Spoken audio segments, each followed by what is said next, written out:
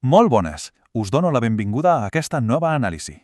Avui ens llançarem de cap a una història que, sincerament, té tota la pinta d'una superproducció de Hollywood. Ho té absolutament tot. Aliances impossibles, uns desavantatges numèrics que fan posar els pèls de punta i una lluita gairebé desesperada per sobreviure. Exacte, parlarem de la mítica batalla de les Naves de Tolosa, un xoc brutal que va fer tronxollar tota la península ibèrica i que és de llarg una de les històries d'estratègia i superació més al·lucinants de la història d'Europa. Som-hi? El gran misteri que intentarem resoldre avui és el següent. Com és possible que una aliança que estava pràcticament trencada, a punt de col·lapsar i que va haver de ser guiada per un pas de muntanya secret, pogués canviar el mapa de tot un continent l'any 1212? Sé que sona a ficció, oi? Però us asseguro que tot el que ens diuen los fons és completament real. És una successió d'esdeveniments d'un risc i una tensió extrems.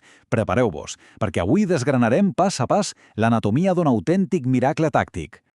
D'acord, entrem en matèria. Per entendre la magnitud de tot plegat, hem de veure com va anar escalant aquesta amenaça al llarg del temps. Mireu, després de segles de presència musulmana, al segle XII arriben des del Marroc els almohades, una dinastia berber que revitalitza l'islam andalusí amb una força literalment imparable. De fet, l'any 1195, a Alarcos, el rei Alfons VIII de Castella pateix una derrota històrica. Va ser un desastre. L'amenaça creix tant que el califa Mahoma al-Nasir aplega un exèrcit massiu i no s'amaga gens de dir que el seu gran objectiu és arribar fins a la mateixa Roma. I, és clar, salten totes les alarmes. Això fa que a la primavera de 1212, gràcies a una crida a la croada del papa Innocenci III, es reuneixi a Toledo una coalició europea com no s'havia vist mai. I clar, davant d'aquesta alerta roja a nivell continental, el compromís de la corona catalano-aragonesa va ser senzillament monumental. El rei Pere I va fer una cosa increïble. Va aparcar completament els seus propis maldecaps a Occitània, que no eren pocs, per volcar-se de ple en aquesta croada. L'esforç logístic fa caure d'esquena. Penseu-hi, 3.000 cavallers i 2.000 soldats d'infanteria marxant cap al sud. I no anaven pas sols, anaven acompanyats per la noblesa més prominent, com Miquel de Luèsia o Guillem de Cardona, i fins i tot per diversos bisbes. Per si no n'hi hagués prou, l'arquebisbe de Narbona va utilitzar tota la seva influència per convèncer el rei Sanç VII de Navarra perquè s'hi sumés. Va ser una implicació total, al 100% i sense mirar enrere. Però, aquí ve un gir d'aquells completament inesperats i fins i tot una mica irònics, la veritat. Resulta que aquesta supercoalició multinacional, que estava plena de francesos, alemanys i llombards, es va enfonsar en un tancar i obrir d'ulls. Us preguntareu, per què? Doncs perquè Alfons VIII va decidir tractar amb humanitat i perdonar la vida a les guarnicions musulmanes que anaven rendint-se pel camí. I, pel que es veu, tanta clemència va ofendir profundament els croats francesos. S'esperaven sang i fetge, i en no trobar-ne es van indignar i van desertar en massa. L'exèrcit cristià va quedar dramàticament tocat. Però sabeu què? Els catalans van decidir quedar-se i mantenir-se leals al rei de Castella. Una decisió de fidelitat que ho acabaria canviant absolutament tot. Aleshores, amb un exèrcit tan reduït de cop i volta, tirar endavant era gairebé un suïcidi logístic. I el califa al-Nasir, que no tenia un pèl de ximple, els va parar una trampa de manual. Va agafar el seu exèrcit enorme i el va col·locar bloquejant el pas estret de la Losa, just a la Sierra Morena, un autèntic coll d'ampolla geogràfic. Penseu que els cristians eren allà atrapats, a 180 quilòmetres de Toledo, sense poder rebre gaires provisions. Era una situació totalment límit. O avançaven i es llançaven a una carnisseria segura contra el pas bloquejat, o es feien enrere i perdien la guerra per pura inanició. Què hauríeu fet vosaltres? Doncs bé, la solució a aquest carreró sense sortida sembla treta literalment d'una pel·lícula. Just quan tot semblava dat i beneit, entra en escena un personatge clau, un simple pastor de la zona. No en sabeu ni el nom, la història l'ha oblidat, però aquest home va canviar el destí d'Europa. Resulta que va anar a trobar en secret a Diego López II de Haro, un dels exploradors cristians, i li va xivar l'existència d'un pas de muntanya amagat que ningú coneixia. Una drecera secreta. Gràcies a aquest cop de sort provident, el 14 de juliol, les forces cristianes van aconseguir esquivar el bloqueig i, plantar-se de sobte a l'altiplà de les Naves de Tolosa, just als nasos de les tropes almohades, que devien quedar de pedra. Ara, el que és realment interessant d'aquest moment és aturar-nos en les matemàtiques d'aquest camp de batalla que, sincerament, feien molta por. 1-2. Com a mínim, després de 2 dies de mirar-se de rellull amb alguna escaramussa, el 16 de juliol comença la batalla real i els cristians entraven al combat en una inferioritat numèrica absolutament crítica. Cada soldat cristià s'enfrontava a 2 o més adversaris. De fet, són els mateixos musulmans els que decideixen obrir foc i iniciar l'atac per aprofitar aquest avantatge aclaparador just abans que poguessin començar a patir desercions a les seves pròpies files. Llavors, com t'ho fas per sobreviure a uns números tan nefastos? Doncs amb una disciplina estricta i un pla perfecte. I aquí va brillar el disseny de Dalmau de Creixell. Us ho desglaço ràpid. Al centre hi van col·locar els castellans i els ordres militars, que estaven pensats per aguantar el xoc més dur. Al flanc dret hi van anar els navarresos. I atenció al flanc esquerre, una posició estratègica, de la qual depenia gairebé tota la integritat del front, que va quedar sota el comandament directe del rei Pere I i les forces catalano-aragoneses. Tot el pes de la batalla depenia que aquesta formació resistís.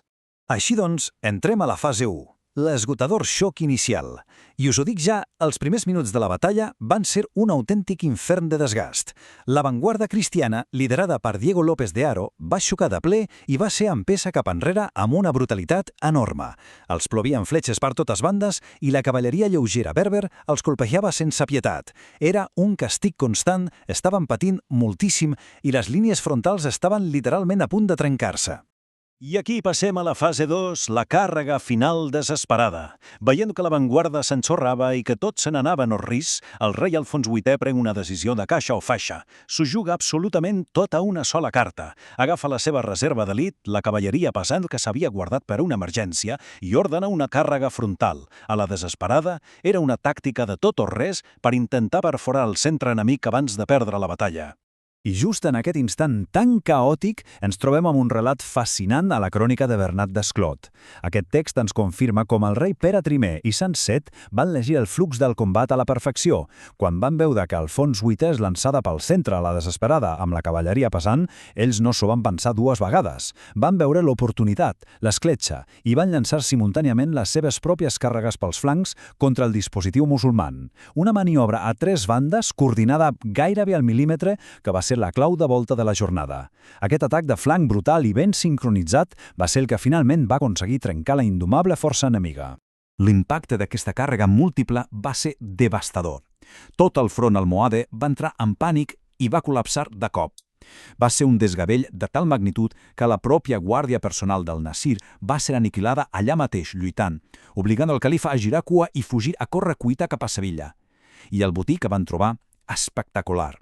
De fet, el panó capturat al califa encara avui en dia es pot veure exhibit al monestir de les Huelgues de Burgos. I com a cirereta del pastís, només una setmana més tard, les forces de Pere I van capturar la ciutat d'Úbeda.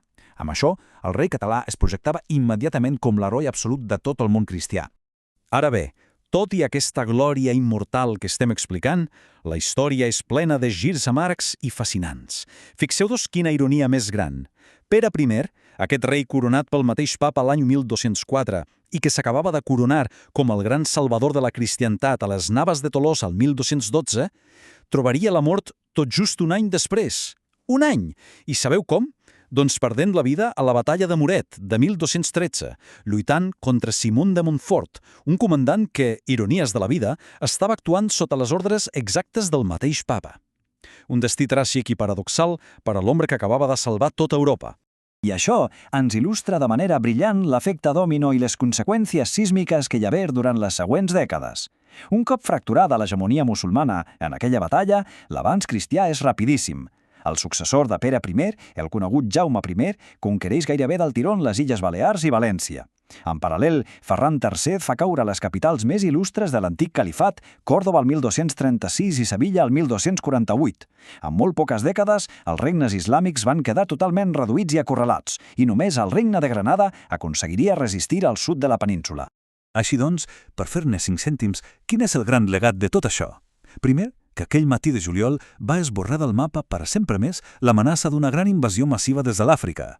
El poderós califa al-Nasir va tornar a Marràqueix completament humillat, on va morir tancat al seu palau 17 mesos després. Però sobretot, aquesta història ens demostra què es pot arribar a aconseguir quan s'assoleix una cooperació estratègica contra un enemic comú. Va cimentar per sempre més la reputació de la corona catalano-aragonesa, per la seva lealtat inquebrantable a l'aliança, fins i tot quan els francesos van fugir, i la seva inqüestionable vàlua militar. I per anar tancant aquesta anàlisi, vull deixar-vos sobre la taula una reflexió una mica provocadora. Hem vist que el rumb de continents sencers se va poder salvar gràcies a la informació inestimable d'un pastor, un simple pastor, i actuar de forma col·lectiva davant d'un coll d'ampolla aparentment letal. Això em fa preguntar-me quins són els grans colls d'ampolla, els grans murs de l'actualitat. Probablement, com va passar el 1212, aquestes atsukakes que avui ens semblen inexpugnables només necessiten l'aliança adequada i buscar un camí nou, una perspectiva diferent, per molt oculta que estigui ara mateix. Moltes gràcies per acompanyar-me en aquesta lliçó d'estratègia històrica i ens veiem en el proper repàs.